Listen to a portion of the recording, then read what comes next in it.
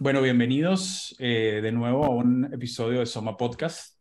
Aquí Santiago Niño y mi compañero Lucas Chaumont. En esta ocasión tenemos un invitado muy especial, Nicolás Moraz, argentino, periodista y divulgador filosófico. Bueno, vamos a leer su biografía. Es un personaje bastante conocido, pero bueno, para algunos que no lo conozcan, creo que es importante. Vamos a leer la biografía y después vamos a ir preguntando cositas y empezando a sumergirnos en lo que será la entrevista. Bueno, Nicolás Moraz es un periodista y divulgador filosófico con una extensa trayectoria en prensa, radio y televisión. Ha publicado en Libertad Digital, Infobae, La Voz del Interior, NTN 24, Hispan TV, Sputnik News, entre otros medios. Conferencista internacional, disertó sobre las ideas de la libertad en una decena de países. Fue un investigador del Centro para una Sociedad sin Estado, expositor habitual de la Red de Estudiantes por la Libertad, miembro de Bastiat Institute y recibió el premio Ricardo Coudin en el 2004 en reconocimiento a la lucha por la libertad de comercio y el empoderamiento social. Presidió Libertad y Equidad, asociación civil, laica y apartidaria, abocado a contrarrestar el avance del feminismo autoritario en América Latina. Desde octubre del 2019 dirige el canal de YouTube Los Liberales, con más de 370,000 suscriptores y 50 millones de visitas, que consolida como un importante medio de comunicación alternativo y el principal espacio de difusión anarcocapitalista en el mundo hispano. ¿Cómo estás, Nicolás? Nico, un Bienvenido. gusto. ¿Qué tal, Santiago? Lucas, un placer. Mínima corrección, en el año 2014, pues en el 2004 tenía 10 años, así que Ay, más o no, menos. perdón, disculpa, Pero disculpa. no hay ningún tipo de problema. A veces pasa Muy cuando buenas uno lee tan noches rápido. y un saludo para toda su audiencia. Gracias, gracias. Bueno, nosotros tenemos bastantes preguntas en un tema en una línea muy variada de temas, porque, bueno, tú abordas bastantes cosas en tu canal y eres bastante constante. Entonces, hicimos como un resumen de los puntos claves que expones. Y bueno, queremos ir como preguntándote y después, bueno, como se vaya dando la conversación, podemos bifurcar la cuestión y todo eso.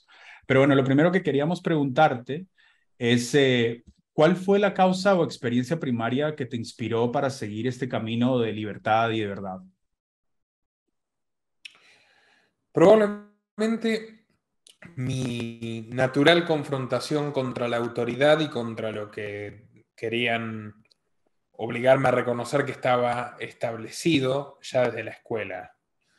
Yo aprendí a leer a los 4 años, mi abuela me ayudó, era una persona muy culta, una profesora políglota, un encanto de mujer. Yo aprendí a leer a los 4 años con una pequeña enciclopedia ilustrada para adolescentes de historia griega. Desde entonces me apasionaron esos temas, de la historia pasé a la política, de la política a la filosofía política, y ya en la escuela primaria, que yo la realizo en la Argentina, en el contexto de, a ver, estos años donde yo tenía 10, 12, primer gobierno kirchnerista, hay una gran bajada de línea doctrinaria por parte de las maestras, siendo una escuela privada salesiana, donde nos adoctrinaban más con progresismo que con cristianismo, pero las dos cosas estaban perfectamente mezcladas. Yo me rebelo ante eso constantemente. De hecho, recuerdo un episodio en el cual una maestra me dice: estábamos discutiendo lo que ocurrió en los 70s y yo sostenía ya que tanto los militares como los terroristas eran igualmente criminales. Y ella me dice: bueno, si sabes tanto, pasá a dar la clase. Entonces yo me paré en un acto de rebeldía, borré lo que había en el pizarrón y empecé a explicarles lo que yo sabía de la CONADEP y el nunca más a mis compañeros con 12 años. Wow. Bueno, si querés un hijo, ahí tenés.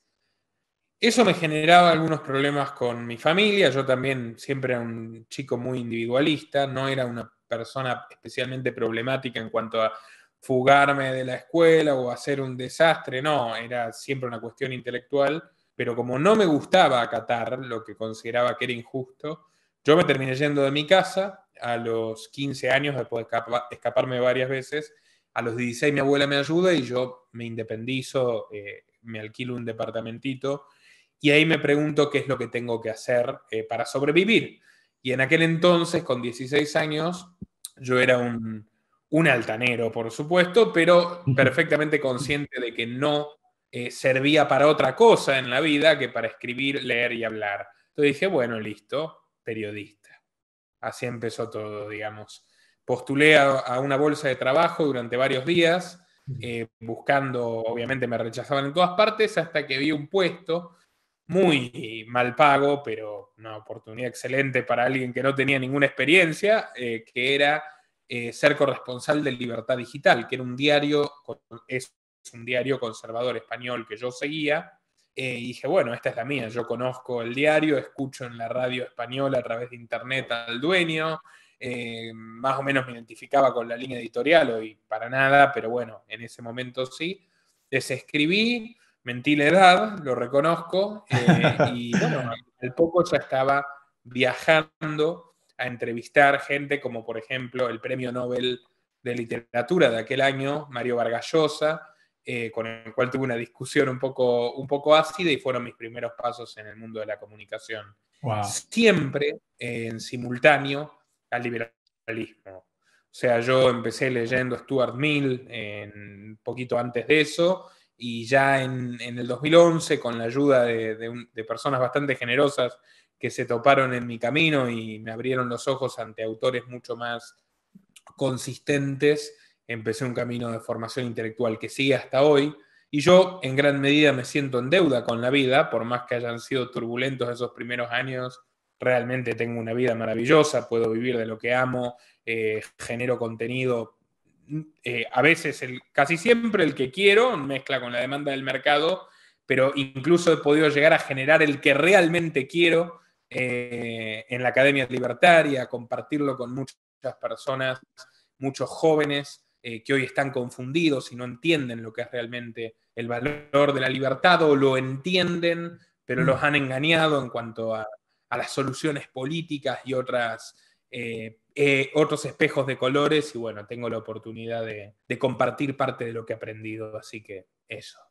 Te hago una pregunta, Nico, que justo traes a colación un poco la temática de la educación y me parece que creo que es un punto por ahí muy interesante porque lo que veo es que la creación y cómo se sostiene el Estado viene muy de la maquinaria de una institución educativa que crea esa homogeneidad y que en algún punto impone una anulación de un pensamiento crítico y el direccionamiento de una docilidad, como un adiestramiento de masa, y cómo habían personas como por ahí, no sé si tal vez lo leíste, Democracia y Educación de John Dewey, que hablaba de toda una mirada también de poder brindarle a la persona también en una libertad, y que creo de que para mí la instancia del niño es una capacidad creativa que lo más fundamental es la de la posibilidad de crear conexiones de una manera libre asociativa, sin tener todo el condicionamiento de una moral o de algo más como adoctrinante, como decir, bueno, es esta la temática.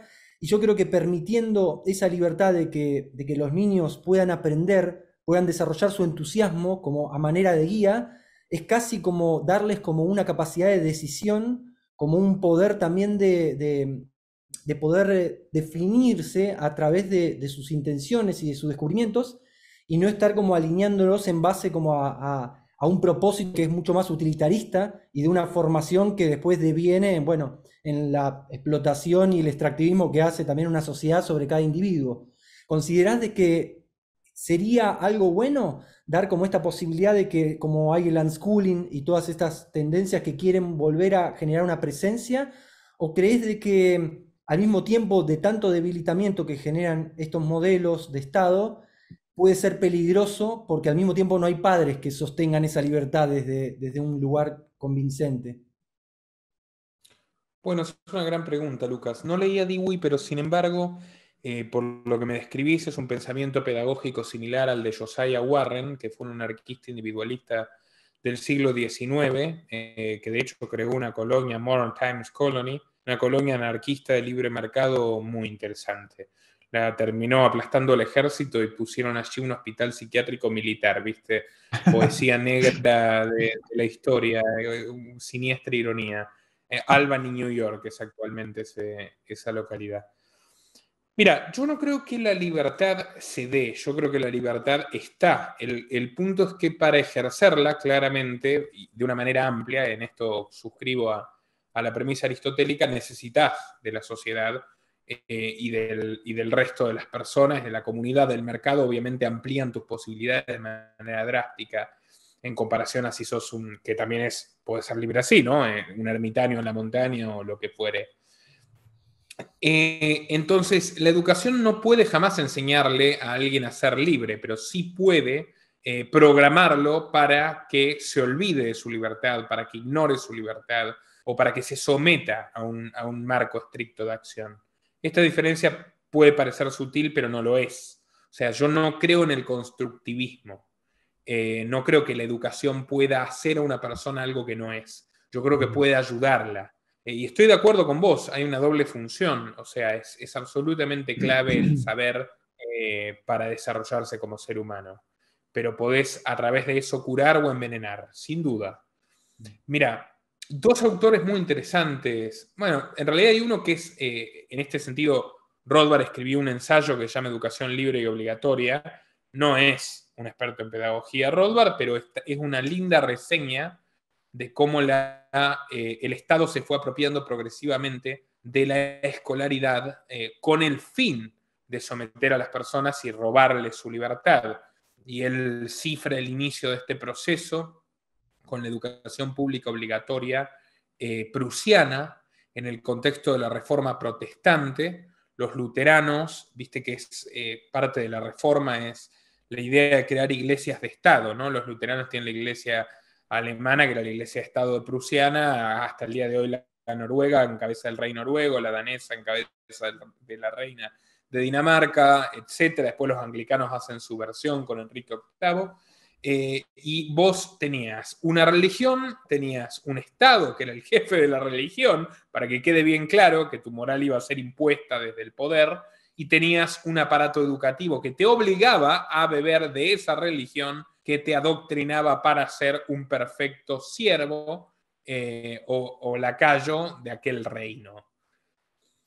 Más adelante tenés otro autor que sí es un pedagogo experto y que tiene un librito que yo recomiendo mucho, está en la biblioteca de la Academia Libertaria que yo dirijo gratis para quien lo quiera descargar, que se llama La Sociedad Desescolarizada, de Ivan Illich. Ivan Illich es un personaje fascinante, era un sacerdote jesuita que tenía una muy buena relación con la comunidad, era europeo, pero trabajaba en los barrios marginales neoyorquinos con italianos e irlandeses, y se destaca tanto en su estudio sobre la formación educativa que la Iglesia lo designa contra su voluntad para la mesa de coordinación junto al gobierno estadounidense que pretende establecer la currícula y el programa de adoctrinamiento escolar en Puerto Rico.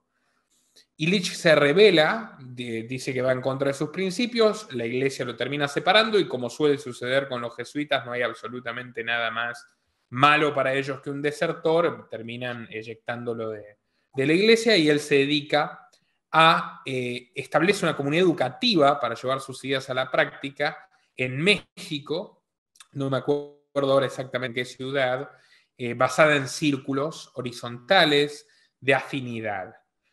Tenía una gran fe en las computadoras que recién se estaban desarrollando y en gran medida el origen de Internet y las primeras décadas y todavía mucho de lo que se puede hacer con Internet le da la razón. Pero ¿cuál es el diagnóstico que hace Illich de por qué la educación fracasó en el siglo XX? Él dice que a más presupuesto, peor será. Al revés de lo que nos convencen todos estos pseudo profesores y pseudo maestros sindicales como Baradel y las demás especies que tenemos repartidas en el mundo.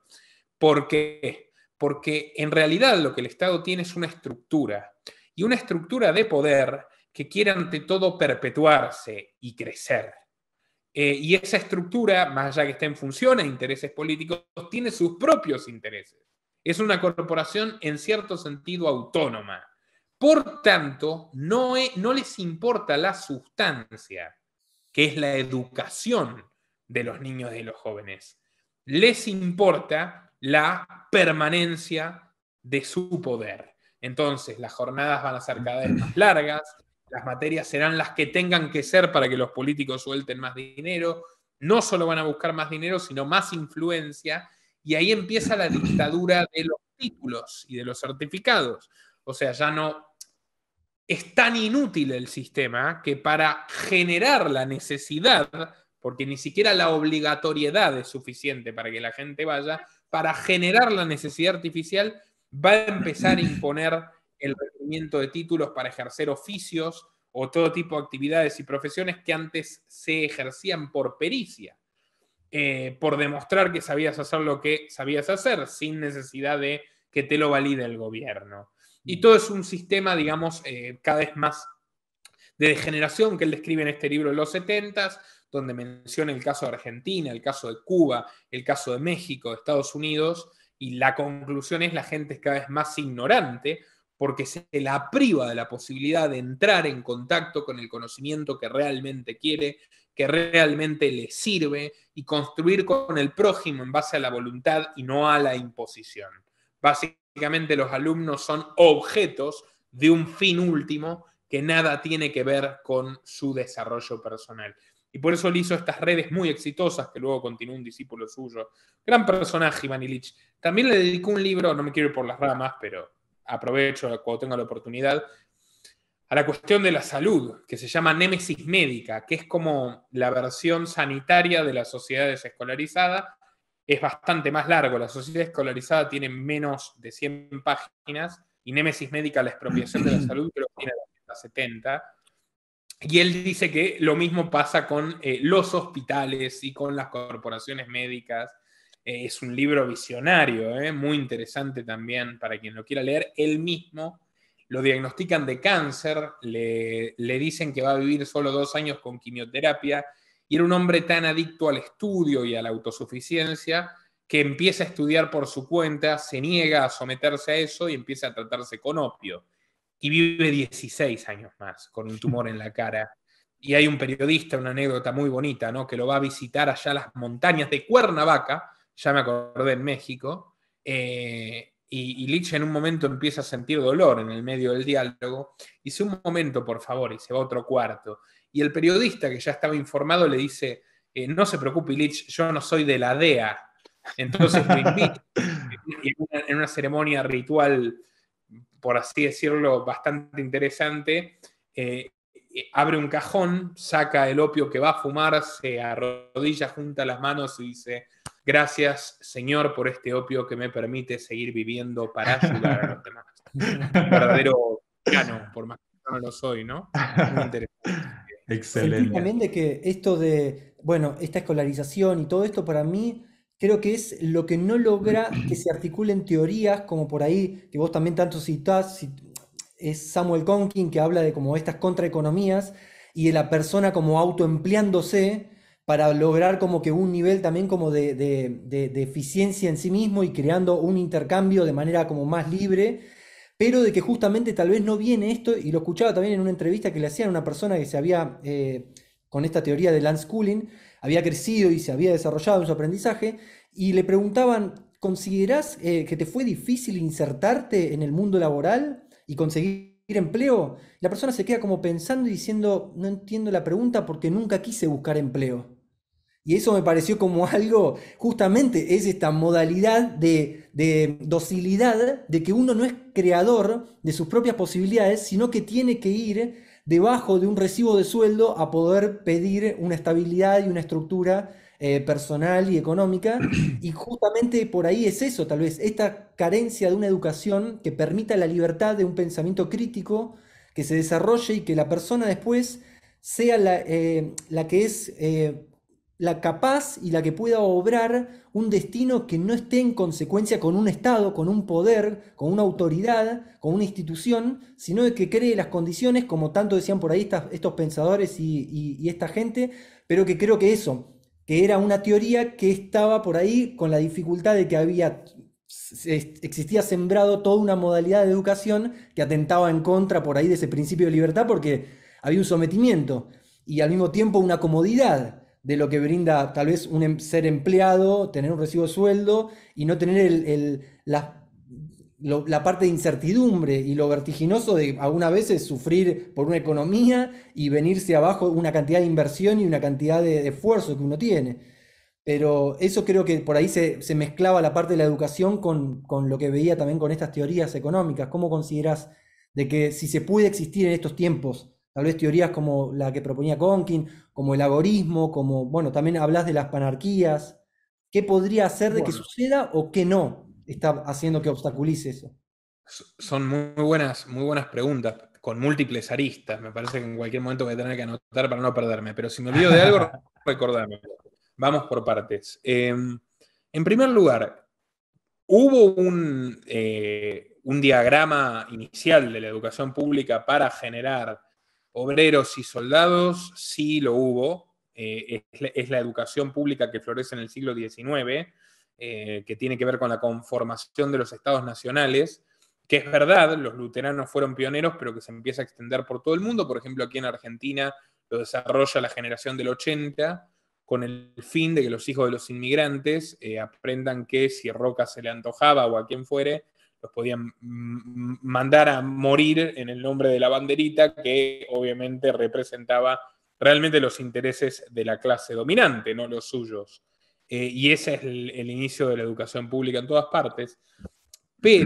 Pero, yo creo que hace mucho que se fue perdiendo ese leitmotiv de preparar a la gente para trabajar en ningún lugar. De hecho, fíjate cómo se cierran progresivamente las escuelas de oficios. Vos salís de la escuela, no sabes absolutamente nada que te sirva para el mundo laboral. Y de hecho, dicho esto, la gente quiere un trabajo asalariado porque la adoctrinan. De ninguna manera. Yo soy un defensor total del trabajo asalariado, por más que yo no estoy hecho para el trabajo asalariado, pero creo que muchísimas personas sí. O sea, necesitan no tener ese grado de incertidumbre, que es algo que no ve la izquierda, e incluso no ve alguna postura más utópica, con la que alguna vez coincidí, dentro del libertarismo, que creen que el libre mercado perfecto va de hecho, un gran teórico al respecto, Thomas Hoskin, que creía que con el libre mercado perfecto ya nadie iba a ser empleado, ¿no? ¿Y por qué? De ninguna manera. O sea, te aseguro que más de la mitad de la humanidad en condiciones de libertad absoluta prefiere tener un número fijo cada mes antes que arriesgarse a perderlo todo, como lo hacemos constantemente los emprendedores, los pequeños y medianos empresarios. Ahora, eso por un lado. Ahora, claramente que no hay agorismo, que es algo muy bueno, o sea, la contraeconomía, el entendimiento de que se puede debilitar la estructura que te parasita, evadiendo impuestos, comerciando por fuera de los marcos de la ley injusta, siempre comerciando con acuerdos voluntarios, sin perjudicar a nadie, pero eludiendo el robo del Estado. Por supuesto que el adoctrinamiento estatal apunta a impedirte eso y apunta a impedirte cualquier objeción de conciencia.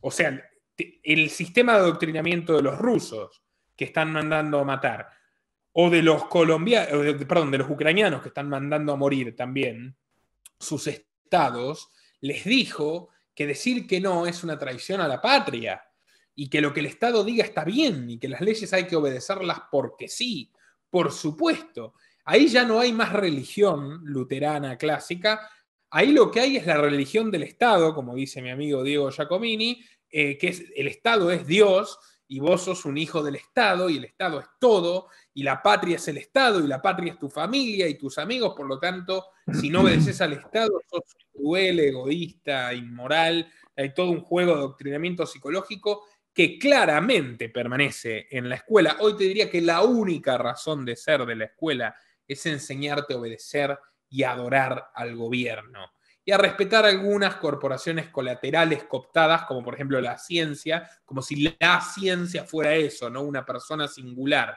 Recién hice un programa con Nico Martínez Laje, que ustedes lo tuvieron acá, donde casi me caigo de la silla cuando me leyó que una funcionaria de la ONU directamente dijo: somos los dueños de la ciencia. O sea, ya no tienen cara. Pero Wow. ¿cómo puede llegar a pasar eso y que no haya una revolución?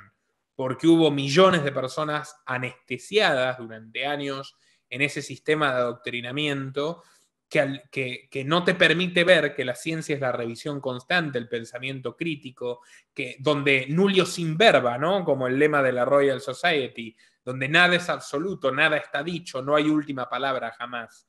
Pero vos no lo podés ver porque te enseñan que no, que el Estado y los médicos y los científicos y una serie de estructuras jerárquicas, de abstracciones, de ficciones, de un respeto inmerecido, con el cual te van programando para que el resto de tu vida obedezcas. Así que sí, en eso estoy de acuerdo contigo. Perdón, no me quiero ir por las ramas, pero sí creo que la educación es absolutamente clave.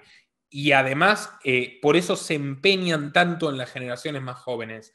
O incluso el adoctrinamiento que emana desde el entretenimiento. Yo tengo un documental donde cuento toda la historia política que hay detrás de Netflix, donde también están hasta vinculados genealógicamente, por esos azares maravillosos de la historia, con Bernays, que habla mucho Nicolás, el sobrino de Freud. De la propaganda.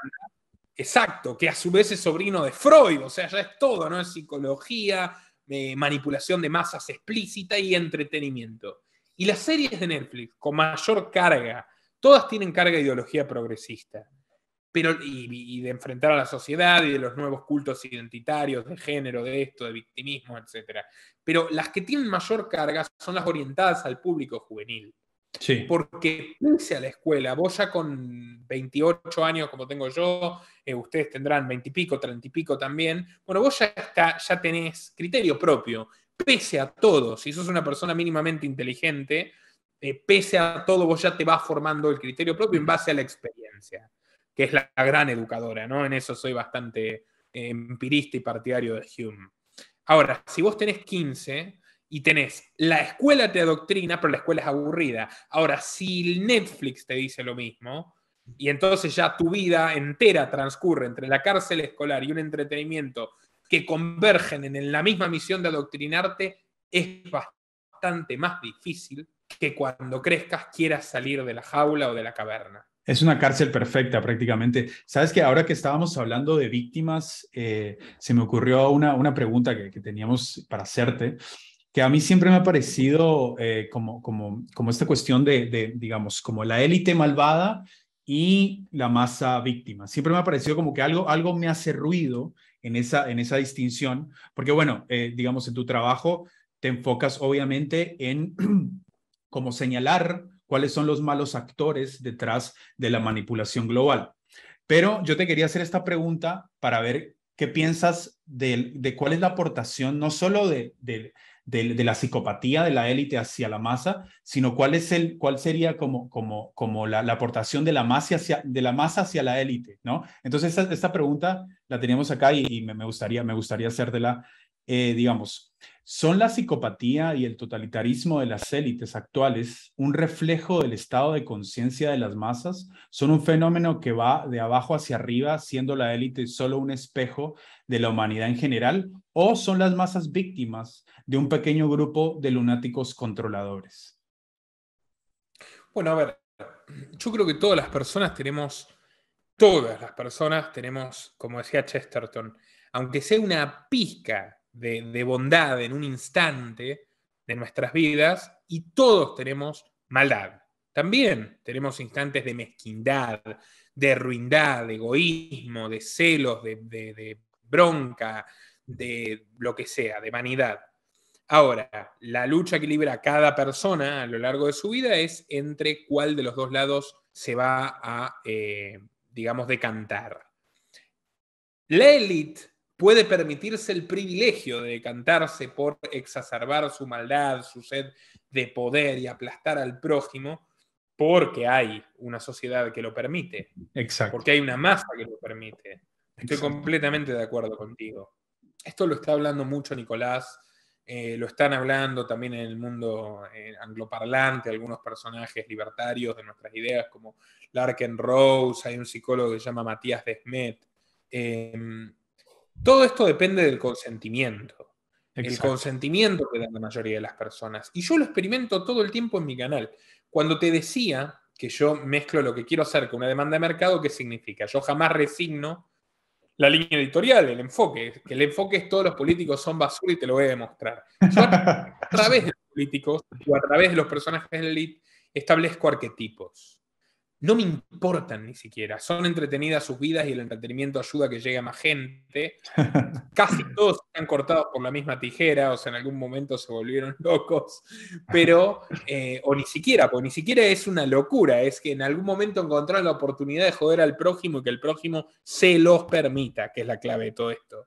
Claro. Lo que yo estoy tratando de contarte es la naturaleza malévola del Estado, que es la que facilita todo esto. Eso es lo que yo cuento con todos mis programas.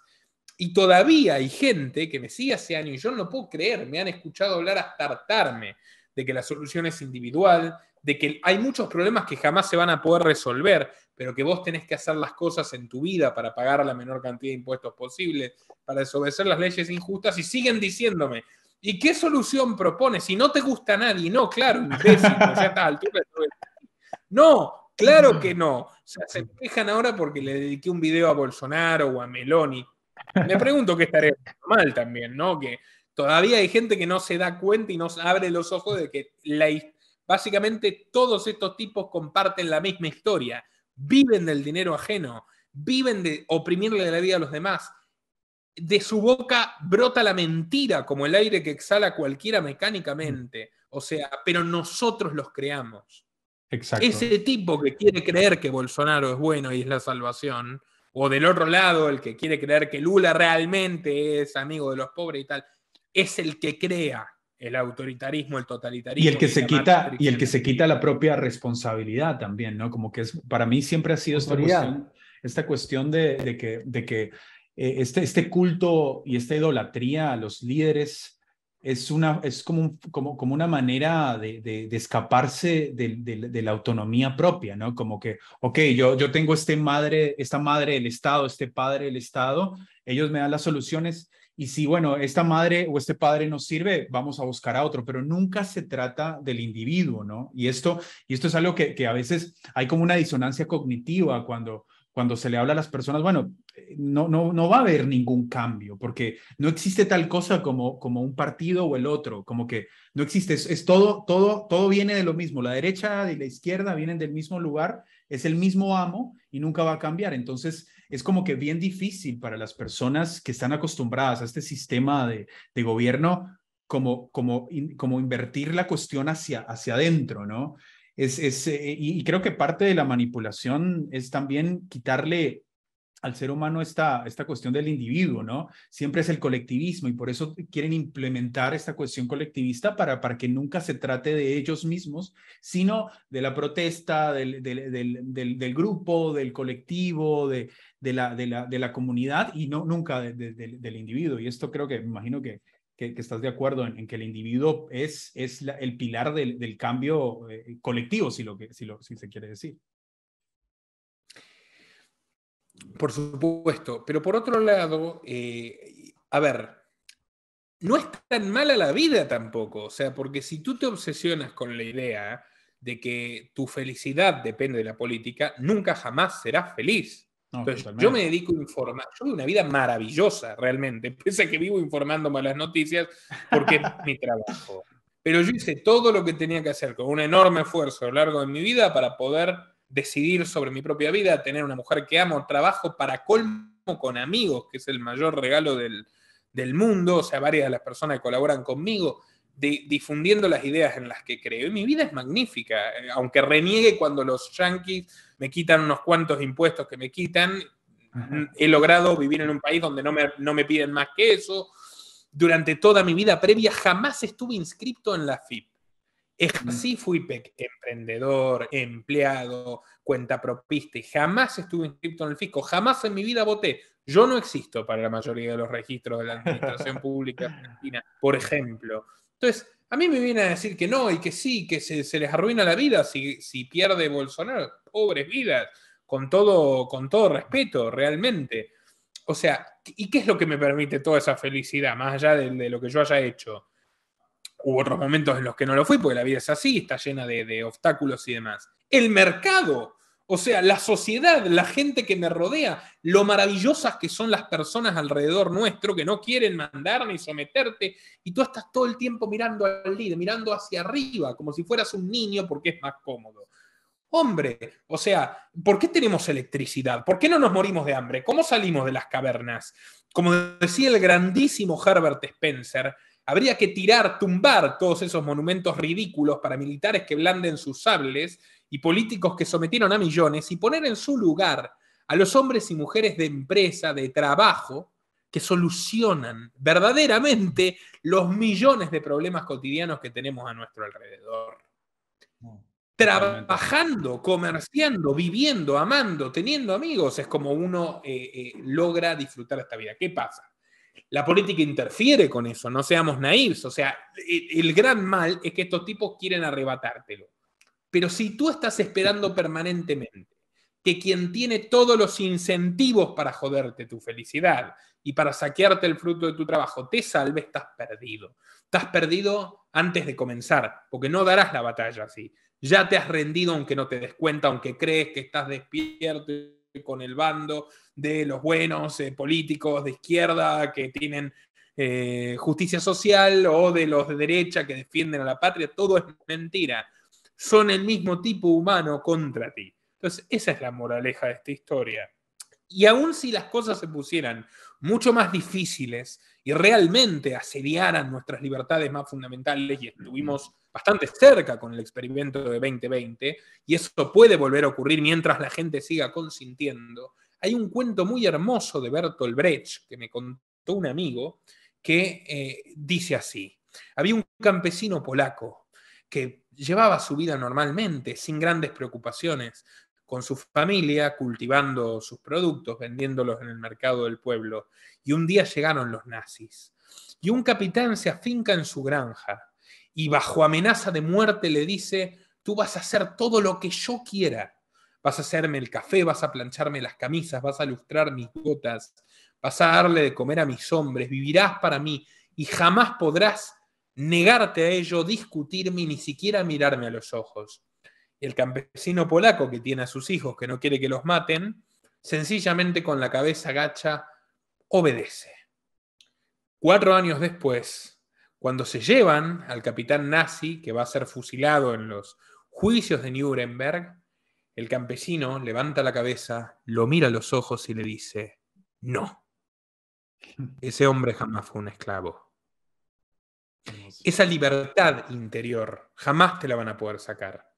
Allí reside toda la dignidad y toda la soberanía que tenemos sobre nosotros mismos. Ahí creo que lo que hablas Ese es el y lo que me de ser resuena humano. mucho, que justo se me viene mucho a la cabeza y es lo que también hablaban en la filosofía clásica del estoicismo, del uno poder dentro de sí mismo tener esa templanza que sea incorruptible de la realidad y de cualquier tipo de condicionamiento, de deseo, de miedo, de placer y de dolor.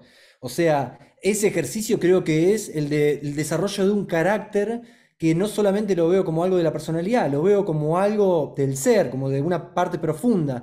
Al mismo tiempo, me parece, te pregunto, ¿crees que eso que vos decís y que por ahí también lo conecto con la idea del estoicismo, puede ser terriblemente complicado en una era en donde se está produciendo el deseo y se debilita la sociedad a través del placer?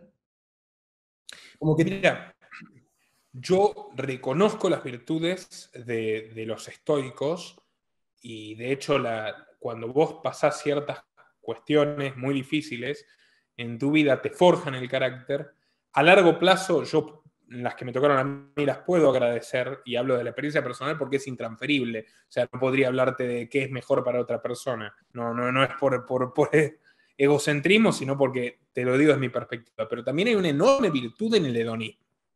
O sea, no podés dedicarte al placer sin miramientos de las consecuencias sobre tu vida y sobre la vida de los demás, pero jamás es lo que propuso Epicuro, por ejemplo, que a veces se lo presenta como una antítesis de los estoicos. Él dijo que lo que tenías que hacer era cultivar tu jardín, que es todo lo que acabo de decir. O sea, la felicidad la vas a encontrar con tus amores, con tus afectos, con tus amigos, con tu trabajo, con tus proyectos y con tus sueños. Y no queriendo imponerte a los demás ni preocupándote demasiado por lo que ocurre fuera de eso. Entonces, la centralidad tiene que ser defender tu jardín, defender tu libertad, desde mi punto de vista, pero el placer es clave. O sea, es una sola vida la que tenemos, por lo menos desde mi modesta perspectiva. hay que disfrutarla, hay que aprovecharla al máximo. De hecho, los totalitarios detestan. Mira, tiene una actitud dual que ha ido cambiando con el tiempo y que se alterna. Y todavía la vemos, es mixta. Por un momento odian el placer, en la medida que en ese territorio del placer, de la experimentación mental, física, etcétera, vos no obedecés. Me voy a acordar siempre del reverendo Bryant, que el gran maestro escotado nos lo reseña en la historia general de las drogas, que luego de que los estadounidenses invaden Filipinas, perpetran un genocidio, matan 1 millón de civiles. 1 millón. ¿Y cuál es su siguiente preocupación? Ahí es cuando comienza la semilla de la guerra contra las drogas. El reverendo Bryant escribe una carta, trabajaba para el gobierno, diciendo: hay que quitarles el opio, porque esta gente, cuando fuma, están ahí, están descansando, divirtiéndose, riéndose, y no trabajan para nosotros, no nos obedecen, no nos hacen caso. Y así con todo, que ahora que te quieren quitar la carne, que te quieren quitar el vino, que te quieren quitar todo, básicamente. El puritanismo feminista hasta te quiere quitar el sexo, como otrora la Inquisición. Entonces, está esa faceta que persigue el placer, porque el placer es una forma de conocerte a ti mismo, es un incentivo y cada quien tiene que aprender a dosificarlo, y hay mucha libertad individual allí, en esa relación que estableces. Y te la quieren sacar a lo largo de los siglos, te la han querido sacar. Ahora, por otro lado, te dan soma. Te tratan de dar cosas que te adormilen y que disfrutes también, pero que te estén encadenando sin que te des cuenta. Como el nombre de nuestro También es podcast. cierto. Claro, no Eso es apuntaba, más moderno. exactamente, no Yo lo veo, apuntaba a yo lo lo veo, dionisíaco yo lo como veo. equilibrio también, sino apuntaba como a este placer que es la producción, como decís, del soma, del adormecimiento, que activa todo un círculo de recompensa en el cerebro humano, que quiere exaltar la dopamina y que generar esa condición efímera que genera como que esa consecuencia de sumisión ante el estímulo de lo que se le está vendiendo. Como dicen, cuando no te están vendiendo nada, tené cuidado que la atención es el producto, tu atención es el producto. Entonces ahí veía como ese juego, no en el placer que es la sana conexión con lo natural, con el Claro. presente, con tu existencia, sino con ese otro aspecto, claro. Sí, yo diría. Tiempo que es finito. O sea, se apoderan de tu tiempo. Garantizan que no estés haciendo lo que no quieren que hagas y que estés haciendo lo que ellos quieren que hagas. O sea, ese es el punto de...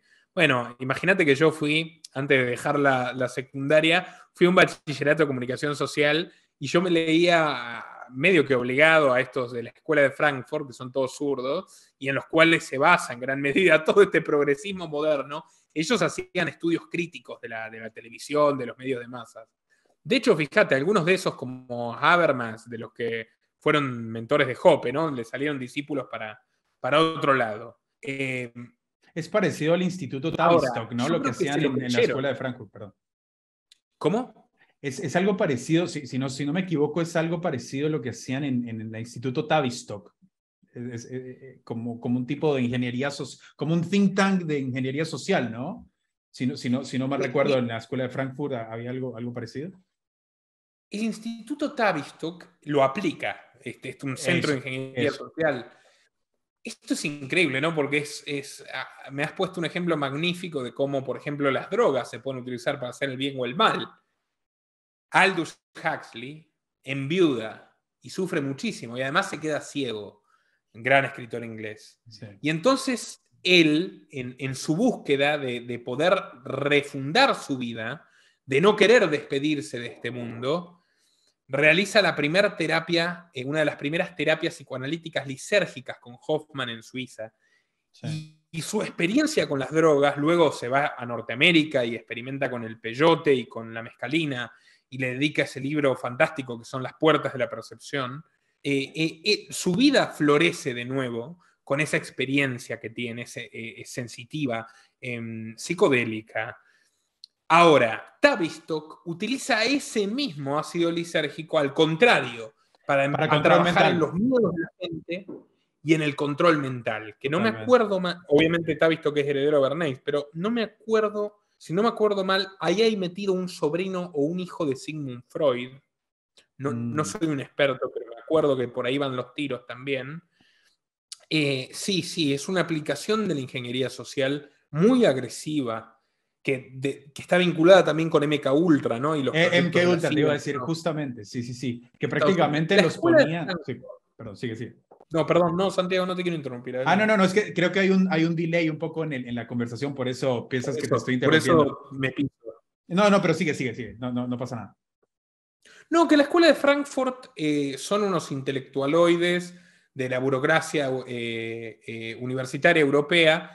También están los estudios culturales, que si no me acuerdo mal es Inglaterra. No toco esos libros hace 15 años, ¿no? Desde que me liberé, desde el día que dije me voy y me fui, me dijeron, no, sin título secundario no vas a poder cargar nafta ni en una estación de servicio. Bueno, miren, no acertaron mucho en el pronóstico. No. Pero bueno, no importa. Eran estudiosos y críticos de los medios de comunicación, pero sus trabajos terminaron sirviendo para reconfigurar los medios de comunicación. Muchos de sus alumnos progres, especialmente los politólogos franceses, que fueron a cátedras de Althusser, el que ahorcó a la mujer, etcétera, y alemanes también, terminaron haciendo como una variante de este trabajo que era, bueno, todo lo que dijeron estas personas sobre cómo los medios de comunicación te enajenan para comprar y toda esta perspectiva estúpida, la vamos a utilizar nosotros para conquistar poder, porque parte de esas apreciaciones eran correctas. Entonces la escuela de Frankfurt fue, tal vez sin proponérselo, no es una hipótesis conspirativa, probablemente sin proponérselo fue precursora de toda esta nueva industria del entretenimiento que, como vos decís, busca engancharte como un yonki, es cada vez más personalizada y es como un juego permanente entre lo que vos realmente querés y lo que ellos quieren venderte que querés, y bueno, toda esa tensión. Lo que sí, nunca hay que caer en subestimar a las personas, como por ejemplo la teoría de la aguja hipodérmica, ¿la conocen? O sea, nunca hay que caer en pensar que las personas son envases vacíos y los medios le inyectan la sustancia. No hay que caer en eso tampoco. No. Es todo como una lucha de grises. Como lo que dicen tabula rasa, no.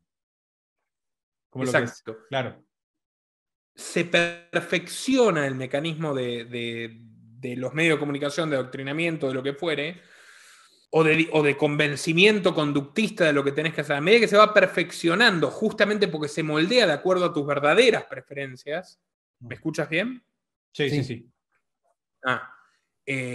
Bueno, se va haciendo más eficiente, pero ese perfeccionamiento se da precisamente porque constantemente también chocan con resistencias. La gente siempre tiene el poder de agarrar el control remoto y apagarlo, o de poner el teléfono en el cajón. Eso es lo más importante que tenemos que tener en cuenta, que el grueso de lo que parece una opresión en realidad depende de tu propia voluntad. Exacto. Yo creo también de que hay un, para citar también que estuvimos hablando, sobre Edward Bernays, el documental que se llama El siglo del individualismo, y que habla justamente, y él dice cosas muy duras, muy crudas, como hablando de que el ser humano es como que está en algún punto, no sé si comparto la totalidad, como recién decimos, está como muy programado para que no pueda, es difícil que sostenga un nivel de libertad y necesita el condicionamiento o una sugerencia. Lo que él decía era que se crea un contexto para que la persona no sienta estímulo, influencia y ninguna condición coercitiva, y que lo sienta como que lo está tomando de manera propia la decisión. Y esa es la ingeniería social que decía, no puede venir rápido, tiene que ser una progresión muy lenta en donde la persona desarrolle todo un nivel de lecciones que, por contexto de todo lo que creó y levantó y manifestó, ya lo obliguen a esa decisión que quería de algún punto algún tipo de poder, elite, o algún tipo de fuerza que estaba produciendo también todo lo que sería esta intención.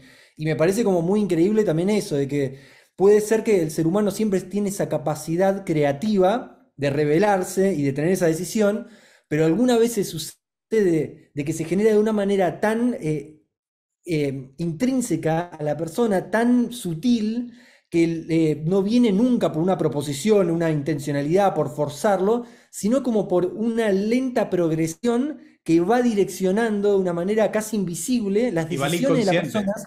Va casi prácticamente al inconsciente.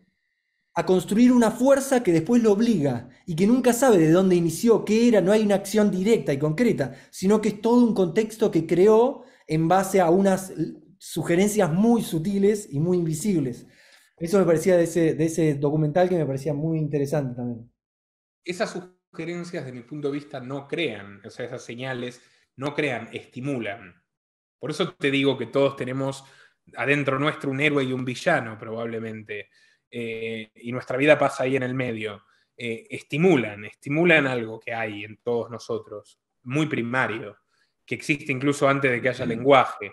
Pero bueno, obviamente, como la libertad se enriquece en la interacción con otros y se amplían drásticamente tus posibilidades, lamentablemente la esclavitud también. O sea, no podrías ser esclavo sin otros, sin otro al menos. Sí. Entonces, estoy de acuerdo con... Lo de Bernays es terrible. Mira, los psicólogos conductistas que más inspiraron a toda esa generación de intelectuales, bueno, no sé, es debatible, norteamericanos, Skinner y Watson, uno de los dos, creo que Watson, si no Skinner, dijo que la libertad no servía para nada. Y fíjate cómo esto se conecta con algo que yo estaba grabando antes de este podcast. Que Harari, este filósofo israelí de moda, de la élite de Davos, terrible ese tipo. que es Sí. diabólico, Uf. y además te vende que la narrativa es neutral. Él en realidad está analizando lo que pasa, mentiras totales. Él está literalmente vendiéndote como una maravilla lo que viene, con algunos matices que son totalmente evidentes. Está haciendo lobby al Foro Económico Mundial, prácticamente lo que hace, ¿no? Es un lobista de ahí. Absolutamente. Y él dice que va a desaparecer el libre albedrío, que en realidad siempre fue una ficción, que es una gran contradicción. Si fue una ficción, ¿cómo va a desaparecer? ¿O cómo vas a garantizar que no vuelva a resurgir? Pero bueno, la idea es esa. Marx es totalmente determinista, también la negación del libre albedrío, la psicología conductista, que fue clave para todos estos proyectos de control social angloamericanos, Tavistock, MK Ultra, la propaganda de Bernays, todos coinciden en eso, coinciden en tratar de extraer ese milagro cotidiano que es el libre albedrío, que es lo que nos hace libres, lo que nos hace hombres y lo que permita que existe todo este mundo y toda esta civilización que fue creada por hombres libres. No hay nada, absolutamente nada relevante que haya sido hecho por esclavos, ni por esclavistas en consecuencia. Una de las grandes cosas que descubrí del maestro Escotado, que va a vivir eternamente en todas las personas que leímos su obra, cuyo amor al conocimiento conmueve hasta las lágrimas. El otro día estuve hablando, y pronto voy a conocer a su hijo Jorge, estuve hablando también con Raúl, novela que lo acompañó en sus últimos días. Algo que descubrí en Los enemigos del comercio es que la esclavitud jamás fue fructífera en ningún sentido para nadie. O sea, ni siquiera para el esclavista. Y esto es maravilloso porque la historia, la realidad, confirma que el esclavista es tan esclavo de su poder como el esclavo mismo. Como el esclavo mismo. Las mismas minas, mira, esto lo estudió Montesquieu, las mismas minas, había una beta en Hungría y una beta en el Imperio Otomano. En Hungría eran explotadas del otro lado de la frontera imaginaria, las mismas betas, por hombres libres con salarios libres, negociados con huelga, que cobraban lo más que podían cobrar, y del otro lado por esclavos. Rendían 4 veces más. Las mismas minas producidas por hombres libres. O descubrir, por ejemplo, que es mentira que los judíos fueron esclavos en Egipto, que es un hallazgo arqueológico reciente, eran hombres libres, eran arquitectos además, y los obreros eran hombres libres que hicieron huelga y el faraón les concedió sus reclamos. O sea, las pirámides no fueron hechas por esclavos. Casi ninguna maravilla, ningún invento, ninguna obra de arte fue hecha por alguien que estaba condicionado enteramente a la voluntad de otro. Muy cierto, Nicolás. Quería que cambiáramos un poco, fuéramos por un lado, que personalmente me interesa mucho, porque ya que nos empezamos a acercar más a una autorreflexión, como más, digamos, del ser, de la persona, del individuo, siempre está esta cuestión de lo espiritual, ¿no? De lo espiritual que a veces se confunde con lo religioso, que para mí lo religioso es todo menos espiritual, en mi punto de vista. Pero bueno, la religión ha sido utilizada para el control y la dominación. Entonces yo tenía esta pregunta que tenía para vos, y espérate, la encuentro, si no, te la pregunto, sí, porque la tenía más. Bueno, aquí está. ¿Qué papel juega la religión en un futuro descentralizado? ¿O crees que que ese escenario nos llevará a un secularismo generalizado? ¿O surgirá una nueva clase de espiritualidad más libre y orgánica que no se dé por revelación divina, sino por autorreflexión profunda al nivel del individuo? Prácticamente ¿juega un papel la religión en un futuro? ¿Crees que es algo inherente, una religión organizada? ¿O esto va en contra totalmente de las ideas de la libertad y de la autonomía del ser humano? No, a ver, bueno, este es un tema de muchas texturas y superficies, eh, y creo que no estoy tan a la altura para una respuesta perfecta, pero podemos empezar a ensayar lo que hay. A ver, por un lado, la espiritualidad es inherente al hombre. Por el otro, las religiones nacen de la espiritualidad, de la búsqueda de espiritualidad y la búsqueda de trascendencia. Es totalmente natural la espiritualidad del hombre y por lo tanto es totalmente natural la religión. La religión organizada lucra, expolia esos sentimientos, esos deseos, ese miedo a la muerte, ese miedo a no volver a ver a quienes amábamos, que son totalmente naturales, inherentes al ser humano.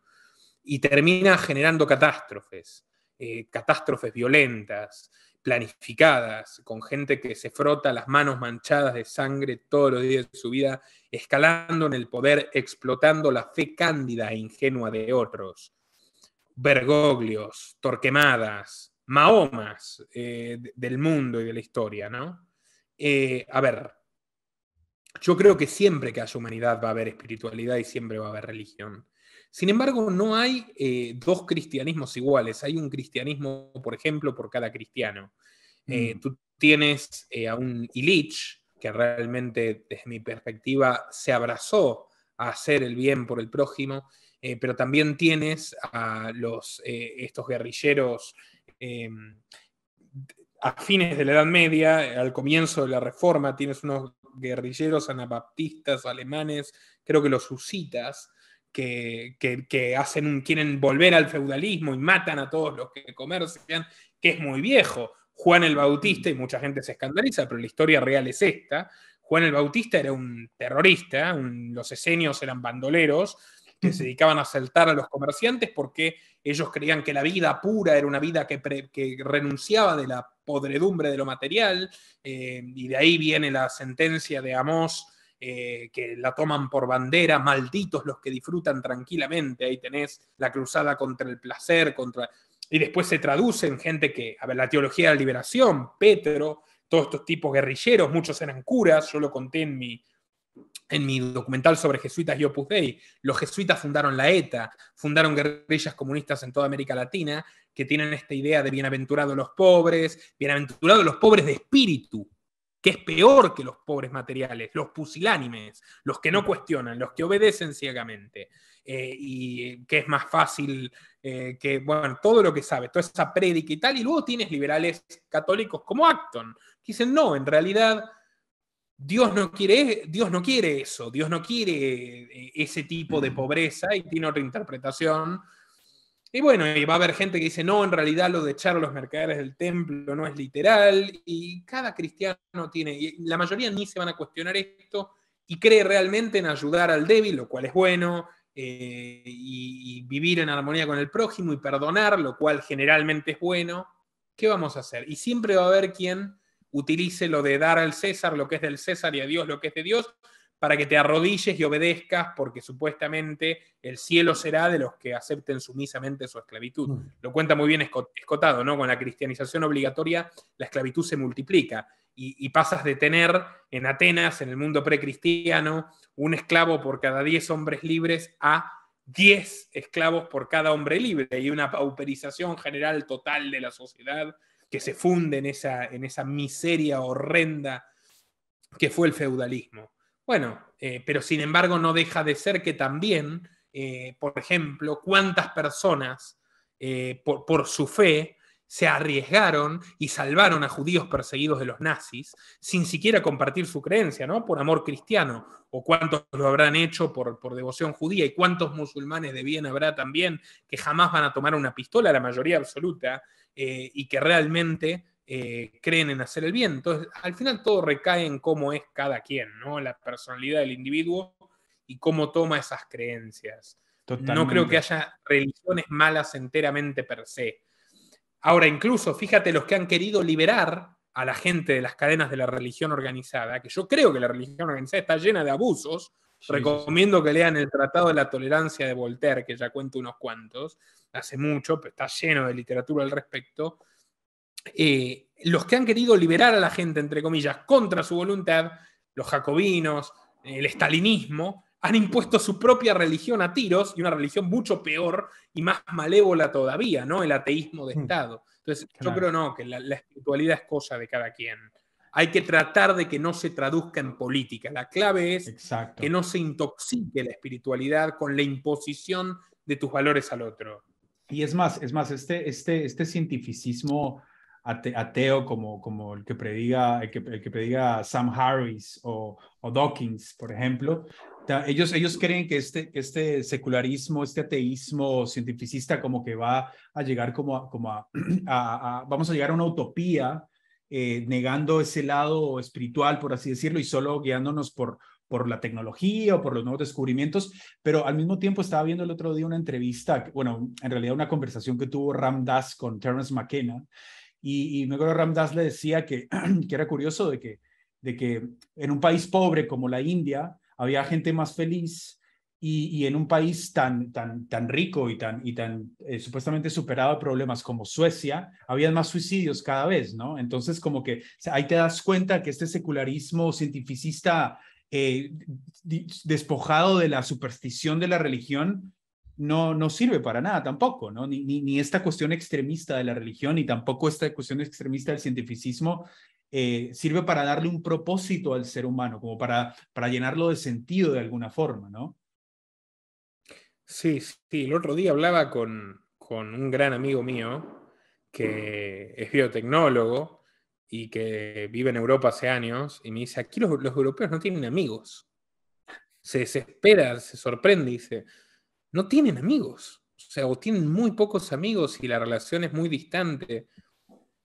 Wow. Sí, no dudo, que hay muchos lugares con penurias económicas donde la gente es más feliz, porque Claro. claramente esa doctrina materialista, en el mal sentido, por supuesto que, a ver, más prosperidad se traduce en solucionar un montón de problemas que generan infelicidad, pero no es garantía de nada. No, estoy de acuerdo contigo y estoy de acuerdo con lo que dices, ¿no? Esa religión atea, estatista, cientificista, igualitaria de los países nórdicos. No hay nada que me produzca mayor repugnancia. Totalmente.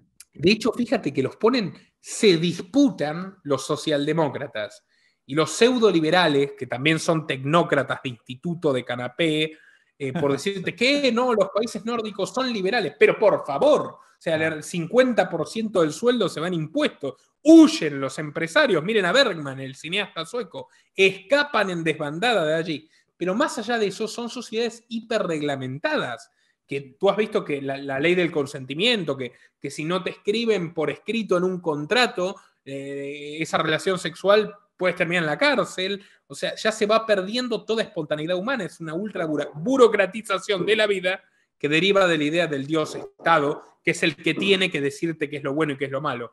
Y lo que tú decías, sí, Harari, por ejemplo, dice que todas las religiones, no sé si se escucha, hay fuegos artificiales, ¿no? Alguien está festejando algo. Aquí Buenísimo. en Latinoamérica hay gente que festeja cosas. Todas las religiones desaparecerán en favor del posthumanismo y la religión de Silicon Valley que él Oh, estaría forjando, ¿no? qué Junto con siniestro, otros. por Dios, es siniestro. La verdad que, La sabes que religión de ahorita, Silicon Valley. ahorita se me vino algo a la cabeza que viste que el liberalismo como que ahora se convirtió, porque tú te proclamas como liberal, pero ahora el liberalismo se vende como este progresismo de izquierda y todo eso. ¿Cómo sucedió para ti esta inversión de lo que significa ser liberal, ¿no? Porque ahora parece que los liberales de verdad son más conservadores en realidad, porque toda la visión liberal se está llenando de toda esta cuestión de ideología de género, de lo políticamente correcto, de todas estas cuestiones tipo del medio ambiente, etcétera, etcétera. Ya decir que sos liberal no se sabe si estás hablando de que sos un izquierdista progresista o si sos un liberal como lo que era, digamos, el liberalismo clásico, ¿no? Entonces, ¿cómo crees que sucedió esta inversión? Que no era de derecha. De hecho, no era de derecha el liberalismo clásico, del cual he bebido muchísimo y del cual nace el anarquismo liberal que pregono. A ver, es probablemente la filosofía más prostituida de todas. Creo que es un fenómeno general, con ecuanimidad. O sea, hoy por hoy uno utiliza, yo estoy de acuerdo con mi amigo el Gentilhombre, no sé si conocen su magnífico canal, que hoy se vulgarizan las categorías políticas, se le dice fascista cualquier cosa, comunista cualquier cosa, Totalmente. y yo mismo lo hago a fines coloquiales y demás. Pero si vamos a lo preciso, el liberalismo no tiene nada que ver ni con la derecha conservadora que hoy prolifera en América Latina usurpando su nombre, ni con la progresía ultraestatista que se llama liberalism en el mundo anglosajón. Es una palabra polisémica de origen español, liberal, que significa, en su tercera acepción, RAE, tolerante con las costumbres del prójimo, buen vecino. Es básicamente un sinónimo de tolerancia. A ver, la filosofía liberal se desarrolló en varios lugares sin tener necesariamente esa denominación. Yo siempre pongo un gran ejemplo, antes de que exista Internet, en el periódico Liberty del estadounidense Benjamin Tucker, a fines del siglo XIX, se publicaban los artículos de Spooner, que no se decían liberales, los liberales americanos, de Spencer, que sí se decía liberal en Inglaterra, y de Gustave de Molinari, que tampoco se decían liberales, en el mundo francés se decían economistas. Economista era sinónimo de liberal. O sea, la economía política era el liberalismo, cosa que también Marx habla así, porque en Alemania era parecido, toda la filosofía continental. Pero pensaban lo mismo.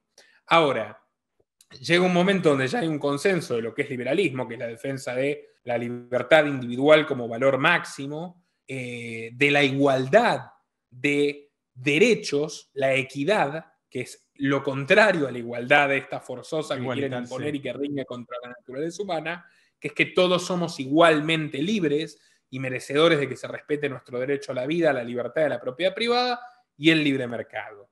La consecuencia de eso solo puede ser el anarquismo. O sea, tú comienzas diciendo, bueno, hay un Estado que debe proteger ciertas libertades, pero la realidad te demuestra que ese Estado necesita saquearte y pisotearte y nunca estará obligado a defender tus libertades. Pues eso dice el papel, la Constitución. La Constitución sin autoridad, que es un cuento, un chiste, una ficción, que jamás se cumple en ningún lugar porque no hay ninguna ley material que exija que los saqueadores, una vez que tienen las armas, te dejen en paz o que te defiendan en lugar de robarte más. Y esa es la historia del fracaso de los estados mínimos de todo este tema. Pero bueno, en fin, el liberalismo escala anarquismo en Francia, con el paso entre Bastiat y Molinari, en Inglaterra, entre liberales como Hume y Locke y Spencer y sus discípulos, que ya concluyen que los partidos liberales son una estafa y demás. En Estados Unidos, con el paso de Paine y Jefferson y tal, a Spooner y compañía, los anarquistas de Boston. No quiero aburrirlos con esto ni hacerlo demasiado técnico. Pero cuando el liberalismo conquista, innominado incluso, los mayores progresos de la historia de la humanidad, cuando el capitalismo, con sus imperfecciones y todo, pero cuando el capitalismo de relativo libre mercado en 20 años logra pasar del telégrafo, de la carta al telégrafo y al teléfono en 20 años, de la vela a la luz eléctrica y del caballo al auto y al avión, la famosa Belle Époque, cuando se van apagando las guerras, cuando los pueblos empiezan a hermanar incluso contra la voluntad de sus gobiernos a través del intercambio, obviamente hay muchísimos damnificados, la nobleza, que antes digamos, se ve totalmente amenazada por la burguesía, profundamente anticapitalista, los socialistas, todos estos tipos que creen que porque son intelectuales merecen ser mantenidos y dirigir una república platónica y desprecian a la gente que trabaja y resuelve problemas reales. Hay alianzas como la de Bismarck con los socialdemócratas. Entonces se arma toda una conjura contra el liberalismo, de la cual termina muy herido el concepto. O sea, los partidos liberales se prostituyen, empiezan a ser partidos estatistas. En Estados Unidos, el partido que defendía algunas dosis de libre comercio, por más que grandes contradicciones como la esclavitud y la discriminación racial también, el demócrata, termina teniendo un cambio de programa y se vuelve proteccionista, estatista y tal. Entonces, en Estados Unidos, como liberal, se le decía a los demócratas a principios del siglo XX, se termina heredando la categoría como liberal es lo que defiende al Partido Demócrata. Y así se arruina el término liberalismo en Estados Unidos. Liberal hasta el día de hoy ya es Michael Moore, es zurdo, progresista, quiere que el Estado resuelva los problemas. Ya no importa la libertad. Liberal no tiene ya ninguna relación con eso. Liberal es progre. Entonces ya se divorcia completamente el significado. En tanto que en América Latina y en otros lugares, los conservadores, los que defendieron en el siglo XX las dictaduras militares, los que hoy promueven valores únicos y se niegan a que los gays puedan formar familia o que la gente pueda drogarse y experimentar libremente, o que los enfermos terminales puedan poner fin a su vida para no sufrir más dolor. O sea, los que niegan los valores fundantes del liberalismo, que son la autopropiedad y etcétera, bueno, como han tenido tan mala prensa, deciden disfrazarse desde los años 60, 70 como liberales. Y ellos te dicen además que defienden el libre mercado y en realidad defienden un sistema de prebendario, de corporaciones, de amiguetes, que también es un Estado muy presente, que intoxica y destruye todo, pero con retórica pro empresa.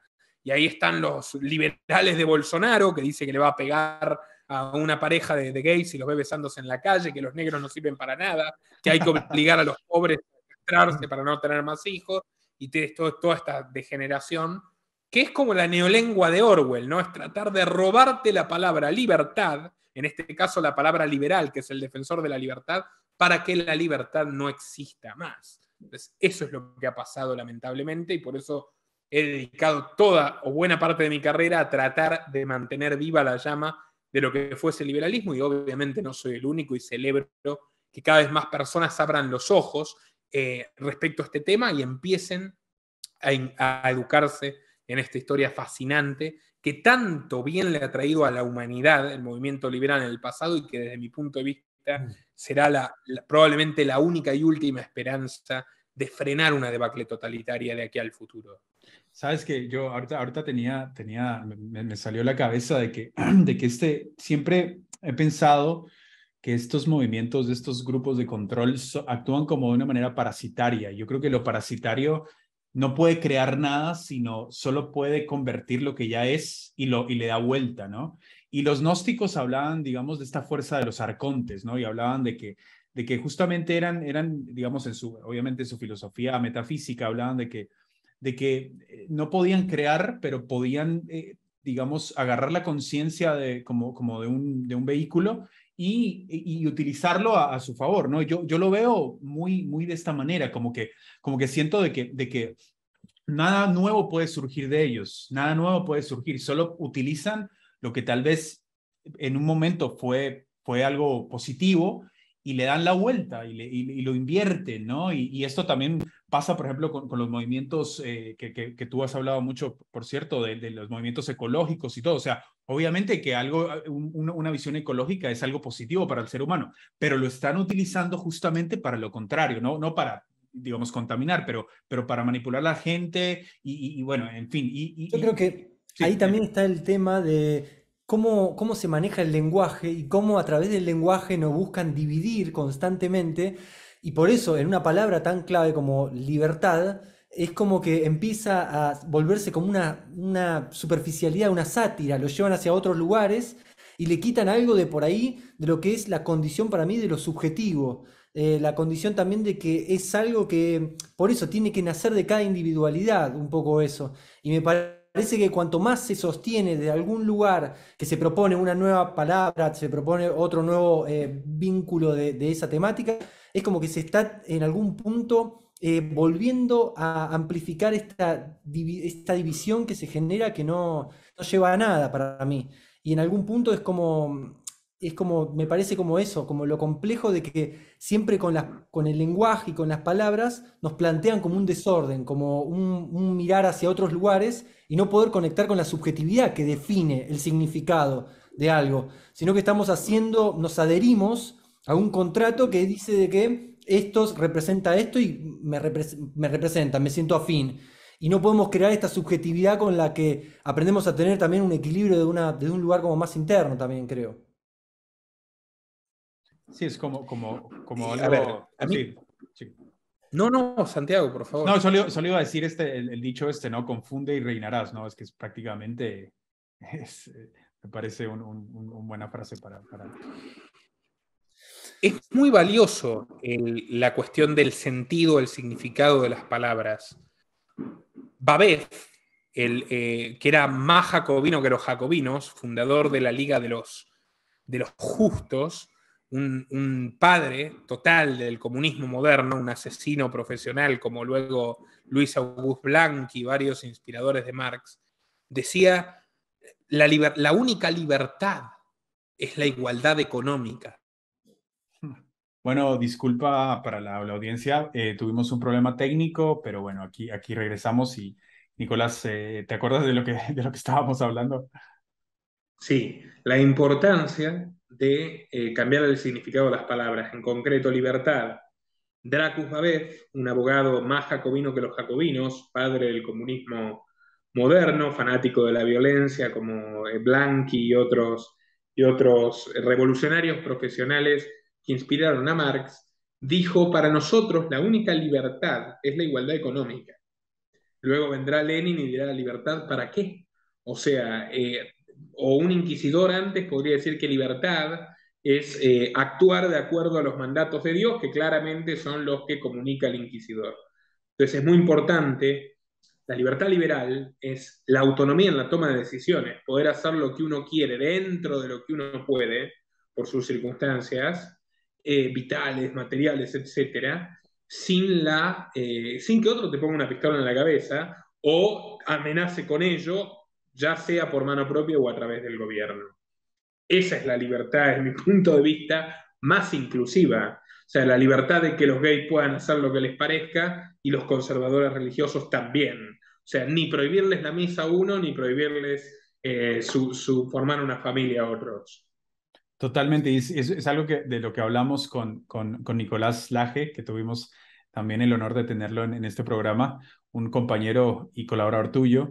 Hablamos justamente del derecho natural, ¿no? De que todo viene ese derecho que ya no tiene nada que ver con una constitución ni con nada escrito, sino es el derecho que todos los seres humanos tenemos a la libertad de expresión, a la libertad en nuestras propias acciones y pensamientos, ¿no? Entonces creo que ese es para mí también el significado de libertad real, por así decirlo.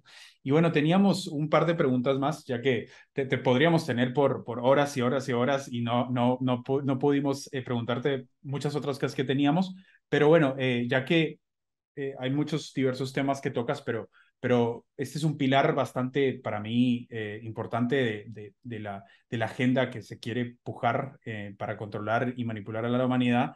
Y es este concepto del patriarcado. Yo te quería preguntar, ¿existe realmente el patriarcado? No, no, para nada, Santiago. Qué interesante conversación igual, porque a mí me cansa un poco, y por eso he dejado de dar entrevistas, que siempre me preguntan de los mismos temas, o he bajado el ritmo. Y esta conversación ha sido magnífica, Ese por era nuestro mérito objetivo. exclusivamente suyo, tuyo y de tu compañero Lucas. No, no existe el patriarcado, para mí, no existió jamás. De hecho, hay una gran historiadora española viva que se llama María del Prado Esteban Diezma, que habla bastante de esto. Los estados modernos fueron los que instauraron restricciones a la mujer a partir del cerebro de los políticos, que eran hombres en ese momento, de que tenían que pedirle permiso al marido para vender algo, para hacer algo, lo que fuere. Pero durante la mayor parte de la historia hubo una gran equidad, desde la diferencia biológica obvia, que hay una guerra contra la biología actualmente, eh, hubo, digamos, mujeres trabajadoras, propietarias, comerciantes, empresarias, científicas y artistas Pero por otro lado, hubo una inmensa cantidad de mujeres que eligieron y eligen al día de hoy también criar a sus hijos, por ejemplo, o acompañar a sus maridos sin que nadie las obligue. Y por otro lado, a ver, yo trabajé muchos años este tema, tengo un libro inconcluso que dudo que pueda concluir por el nivel de trabajo que tengo con el canal, pero se llama Feminismo, Sociedad Anónima. Por otro lado, todos los datos destruyen el relato patriarcal en la actualidad y en las últimas décadas. ¿Por qué los hombres tienen menos esperanza de vida que las mujeres? Porque tienen los peores trabajos. ¿Y dónde están las feministas reclamando el cupo para trabajar como albañiles o mineras? Los hombres se jubilan más tarde que las mujeres, por ejemplo en Argentina, 5 años. O sea, vives menos y te jubilas después, y trabajas más y peor en promedio. Son la mayoría de los suicidas, la mayoría de los indigentes, la mayoría absoluta de los presos. No solo, o no como quieren decirnos, porque los hombres son propensos al delito, no. De hecho, eso es bastante, es como cuando los norteamericanos racistas te dicen que los negros están presos porque la raza los propende al delito. Mentira. Están presos por un sesgo judicial, por ejemplo, que ante un mismo delito a una mujer le da una pena excarcelable y a un hombre lo mete preso. Y así, pero a ver, podemos seguir al máximo. Hay más mujeres graduadas universitarias, hay muchos más hombres que mueren en guerras. Históricamente, la mayoría absoluta lo han sido. La esclavitud militar en casi todo el mundo fue exclusiva para los hombres. Entonces, el hombre común tuvo la vida bastante más difícil en muchos aspectos que la mujer común. Y el feminismo nos lo han vendido como que hubo un primer feminismo que fue noble. Todos creíamos eso. O sea, todo el que empieza a hablar de esto dice, no, hubo un momento en el que el feminismo defendía la equidad y defendía una causa justa. Y no tanto. O sea, puedes decir eso sin duda del movimiento gay, puedes decir eso sin duda de las preocupaciones por la contaminación, que al fin y al cabo afecta a las personas, como tú dijiste, y luego se pervirtieron. El feminismo casi que nace corrompido.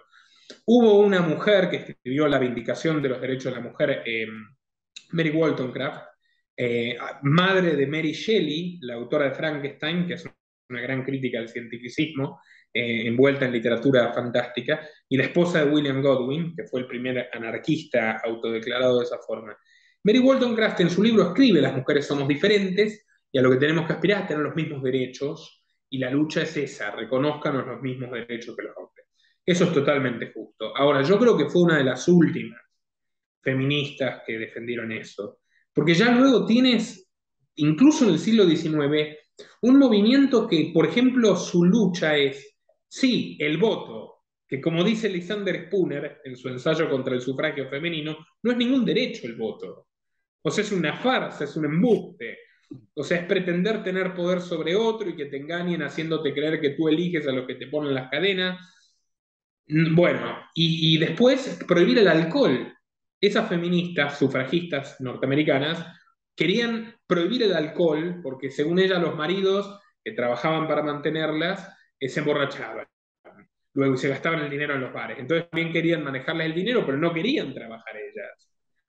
Voltaire de Cleyre, que era libertaria y que tiene cosas muy interesantes en otras obras, en su trabajo feminista que se llama Sexual Slavery, la esclavitud de la mujer, ella dice, las mujeres somos esclavas porque solo tenemos dos opciones: o trabajar jornadas inhumanas en las fábricas, o vivir mantenidas a nuestros esposos como amas de casa. Ok, ¿y los esposos qué libertad tenían?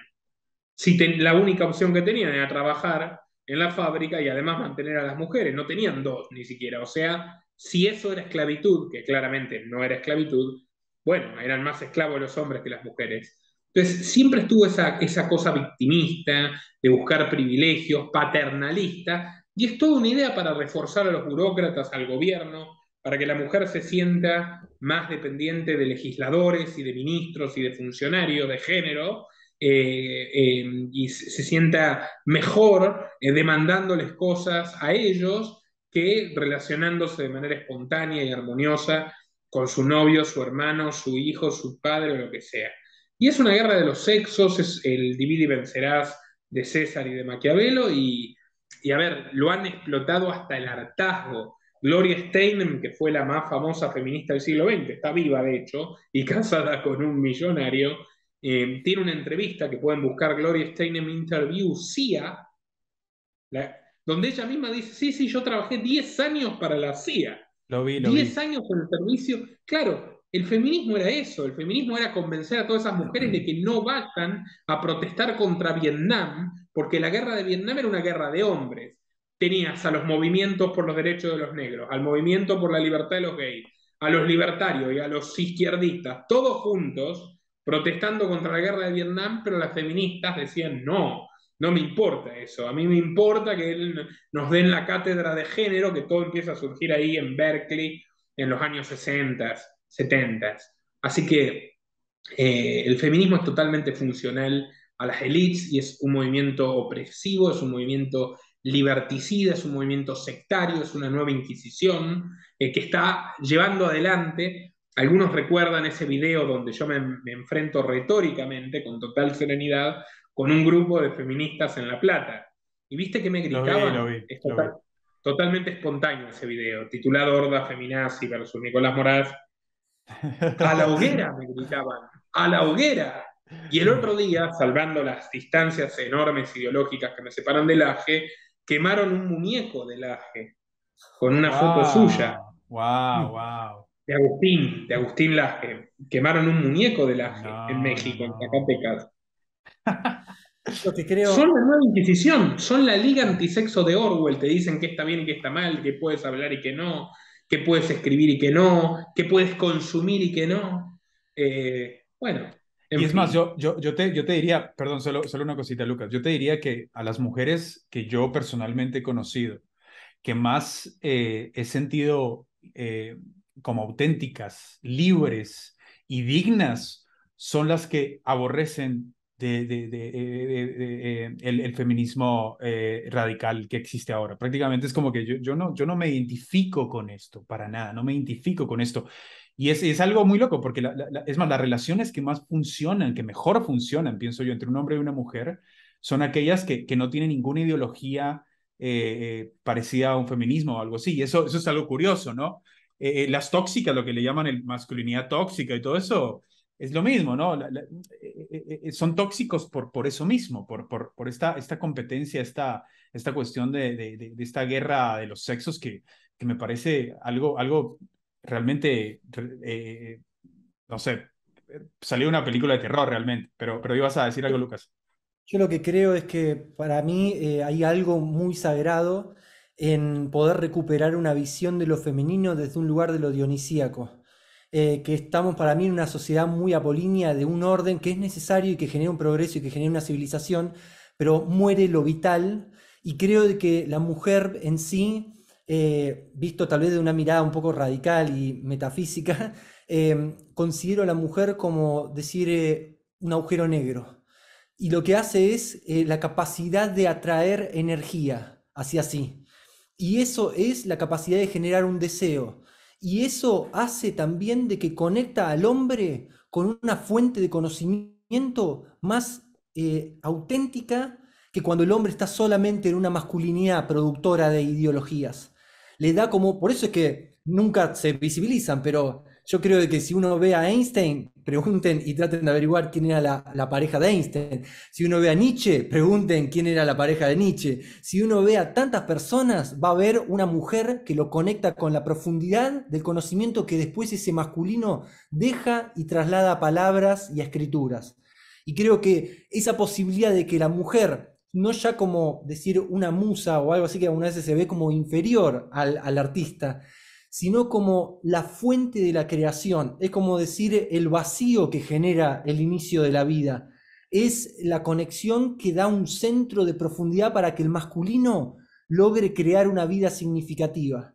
Porque si no, se vuelve todo una civilización masculinizada que lo que genera como significado es control, poder y dominio. Y justamente es en lo que llevamos hacia esta civilización y que creo que tiene mucha importancia el devolver a lo dionisíaco como un lugar también de confrontación con el caos. Y eso me parece lo sagrado también de lo femenino. Un caos que desorganiza para poder crear un nuevo orden que tenga que ver con una sustancia un poco más profunda. de lo que es solamente, sí, necesario, que es la razón, pero que muchas veces queda en una instancia de carencia con un estrato un poco más profundo. Muy cierto. Pero también te quería, por ahí, decime si después querés aportar algo, te quería decir si sentís que yo siento que hay algo de un futuro que está llevando también, y esto también creo de que es algo de una apertura hacia este caos, y ese caos también lo veo como una tendencia a descentralizar, a que toda esta parte racional busca una concentración de energía, una concentración de axiomas, de ideas, de paradigma, que comúnmente fue muy explotado a través de un materialismo y que ahora viene algo como mucho más sutil, la información, que genera otro nivel, una tecnología que es ambigua, pero que genera una descentralización y que permite una nueva relación de la economía, tal vez, desde miles de aspectos. ¿Cómo considerás la palabra descentralización como una tendencia? El liberalismo es descentralización. Políticamente es la búsqueda de la descentralización del poder. Por eso fuimos federales, por eso inventamos la democracia directa, por eso nos hicimos anarquistas. Porque buscamos que el poder, al no poder ser destruido, sea distribuido para aminorar sus efectos malignos. Económicamente también es el mercado. La toma de decisiones está librada a la competencia. Los productos están liberados a la competencia y la competencia empodera al consumidor e impide la formación del monopolio, que es la concentración de un producto. No, yo estoy de acuerdo. Claramente las tensiones que se libran hoy, hay un libro magnífico igual, la estamos haciendo un poco larga tal vez para la audiencia, pero que se llama La libertad y el futuro de Internet. ¿Sabes quién lo escribió? Julian Assange, Ah, Julian Assange, sí, sí. de Wikileaks, Sí. con Jacob Appelbaum y otros. Internet nació como una fuerza descentralizadora maravillosa y buena parte de todo lo que estamos disfrutando ahora y viviendo y experimentando ahora es resultado de eso. Pero hay un fenómeno político que es antagónico, que es el globalismo. ¿Y qué es el globalismo? El globalismo no es la destrucción de la identidad nacional, es la evolución del nacionalismo en un sentido más amplio. Busca concentrar el poder político en todo el planeta. O sea, es el proyecto estatista más ambicioso de todos los Y tiempos. parece que no lo fuera. Impedir Claro. abolir lo que los viejos liberales llamaban votar con los pies, que es lo que yo hice.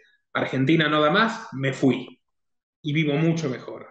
Y puede hacerlo mucha gente todavía, pero el globalismo quiere destruir eso, quiere que tengas los mismos impuestos. Este año se aprobó en la cumbre de Glasgow. Yo no puedo creer cómo no protestaron todos los liberales que supuestamente se preocupan, aunque sea por la libertad económica. Se aprobó un impuesto mundial, o sea, un piso del 15% a las multinacionales en la cumbre de Glasgow, auspiciada por el actual rey Carlos, entonces príncipe, los Estados miembros de la ONU, es lo que acordaron, un impuesto mundial para combatir el cambio climático que obviamente se va a trasladar a los precios. Es lo que buscan la CBDC, que es la gran obsesión de mi amigo Nicolaje, las monedas digitales de los bancos centrales. Entonces, buscan la centralización total. Chocan con el costado positivo de la tecnología otra vez, la parte buena y la parte mala, que es que también podemos descentralizar. En mi opinión, yo no soy fanático de las criptomonedas para nada, pero soy ecuánime.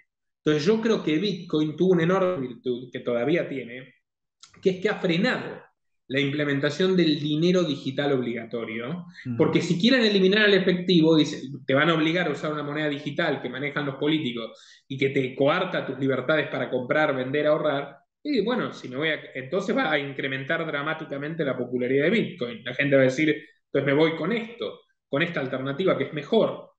Muchas otras criptos están totalmente intervenidas. Ethereum es un ejemplo perfecto. Lo hablamos el otro día con Nico en el programa. Bueno, igual esto es un debate amplio, pero el punto es, hay criptos que son una posible esperanza para que no se concrete la centralización.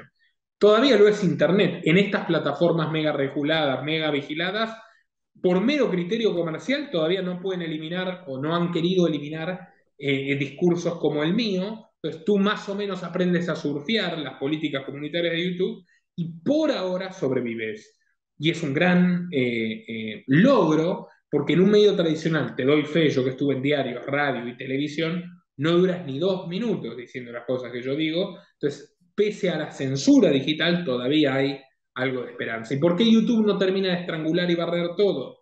Y porque pese a todos los privilegios gubernamentales, fiscales y legales que tienen para convertirse en el líder, temen que pierdan ese mercado y que la gente se vaya a otra plataforma. Yo lamento que no se hayan ido ya a plataformas alternativas más libres, pero bueno, todavía está esa amenaza que es lo que permite el Internet. La descentralización es fundamental para el ser humano. Y coincido contigo, Lucas, sobre la femineidad y también sobre, a ver, que las mejores mujeres no son feministas y creo que la mayoría además no son feministas. Yo tengo la suerte de tener una mujer que es un sol y es más crítica todavía del feminismo que yo y es una persona maravillosa y complementaria con todo lo que hago, pero creo que la mayoría de las mujeres no están en eso. Como la mayoría de los gays no están metidos en el revanchismo LGBT. Y la mayoría de los cristianos y los musulmanes y los judíos no son fundamentalistas. O sea, por suerte. O sea, todavía la parte buena de la humanidad está hacia abajo. Y casi todo lo peor está concentrado en las esferas del Estado y las mafias colindantes. Ya que hablas del lado positivo de la humanidad, me gustaría terminar con esta pregunta. Hubo algo muy ingenioso que vi en uno de tus videos, y bueno, en muchos de tus videos, de que pudiste desenmascarar a uno de los héroes para la mayoría de la gente, que es Elon Musk, ¿no? Porque es como prácticamente la gente dice, no, obviamente este tipo nos quiere llevar a Marte, tiene una agencia privada de cohetes, es esto, lo otro, quiere comprar a Twitter para supuestamente ser más, para ir a favor de la libre expresión y todo eso, pero tú lo lograste desenmascarar de una manera impresionante. Entonces yo te digo, si tienes este don investigativo profundo para poder desenmascarar a gente tan difícil supuestamente desenmascarar, ¿quién en la contraparte para vos, vivos ahora, habría que celebrar, digamos, públicamente, alguien o un grupo de personas o una institución que todavía pensés vos que está, digamos, haciendo lo correcto y que obviamente tenga una exposición bastante grande? ¿Quién sería el lado bueno, por así decirlo, una persona, una institución, lo que tú prefieras nombrar? Y no es falsa modestia, pero no es difícil desenmascararlo, ¿eh? Además, o Ok, sea, quiero ok. decir, está, no, es que no siento que yo, de verdad te digo, no siento que yo haga un trabajo extraordinario. Trato de ser bueno en lo que hago, amo lo que hago, pero no, de esta gente, o sea, son narrativas fáciles de desmontar. Yo te llevé la información, pero tú la podías encontrar y vas a pensar lo mismo. O sea, Claro, depende del receptor en eso. O sea, tú has tenido el criterio para decir, este no es el héroe que nos venden. claro. Antes ya, porque si tú quieres creer que es un héroe, no Es otra importa lo cosa. que yo te diga, vas a seguir Exacto, creyendo que es un héroe. exacto. Muy cierto. Personas que me vienen a la mente elogiosas. Lamentablemente todo le ha ido muy mal porque la vida es así, ¿no? Hoy por hoy, pero Julian Assange está preso, Sí. nos mostró la naturaleza criminal de la guerra de los estados, de las cloacas, es el mejor periodista de todos los tiempos. Ross Ulbricht, por ejemplo, el creador de Silk Road, que era un mercado digital de drogas que Silk eliminaba Road. por completo el narcotráfico, preso. Escotado, que falleció feliz, voy a dedicarle un documental ahora para el aniversario porque es algo edificante en todo este panorama. Un hombre que ama el conocimiento, que ama la verdad y que lleva una vida increíblemente magnífica a partir de eso y aventurera, no monótona ni aburrida, todo lo contrario. Que hasta termina preso y en un año de cárcel escribe la mejor obra jamás conocida sobre la materia por la cual lo encarcelaron los tiranos, que son las drogas, ¿no? Y luego el comercio, y es magnífico. Roger Ver no me parece necesariamente un héroe, pero es un hombre que también hizo su fortuna honestamente y ha ganado mucho dinero ayudando a la gente a evadir impuestos y regulaciones. Pero más que nada, yo creo que es verdad, o sea, estoy tratando de esmerarme en encontrar esos arquetipos positivos, ¿no? Como dedicarle un video escotado a Assange, para que la gente vea también cuáles considero yo que son los ejemplos morales, por lo menos en muchas cosas, a seguir. Pero la mayoría de la gente buena, como te digo, está a tu alrededor, somos nosotros. No es necesario que sea ese mundo platónico, patético, enfático, ¿no? De, Claro. todo es exagerado, héroes Mm, maravillosos y claro. mártires espectaculares. Tenemos que hallar la virtud en nosotros, en nuestros semejantes, y ahí está, ahí, a ver, los héroes anónimos que abren las persianas de su negocio cada día y nos alimentan y limpian y las mujeres que limpian, a ver, que limpian nuestras casas y las que dirigen empresas y las que realmente tienen vocación en enseñarle a leer a los chicos y a los chicos ciegos y ayudar a los discapacitados. Y ahí está todo el heroísmo que se necesita y toda la belleza que tenemos alrededor nuestro. O sea, está en nosotros apagar el teléfono, como habías dicho, por un momento, ponerlo en el cajón por un momento y contemplar a nuestro alrededor. ¿Qué tal el final Me que le encantó, damos a o esta? sea, Excelente. con broche de oro, con broche de oro, de verdad. Bueno, Nicolás, la verdad que fue un honor y un placer tenerte. Así que nada, sigue haciendo lo que haces porque lo haces muy bien y creo que estás despertando a la gente, pero la gente te escucha y la información les llega, pero el verdadero trabajo, como dices tú, depende de cada uno, ¿no? Entonces, nada, un placer de nuevo y bueno. ¿Dónde te pueden encontrar en internet, en YouTube, etcétera, para que la gente que no te conoce sepa? El canal youtube.com/los liberales y después con eso estamos. Las otras redes están de adorno. Bueno, Perfecto. Santiago Lucas ha sido realmente una de las conversaciones más interesantes de estos últimos tiempos. Se los agradezco mucho y un saludo Excelente. para toda la audiencia. Muchas gracias, A vos, Nicolás. un abrazo grande. Suerte, gracias. Hasta luego.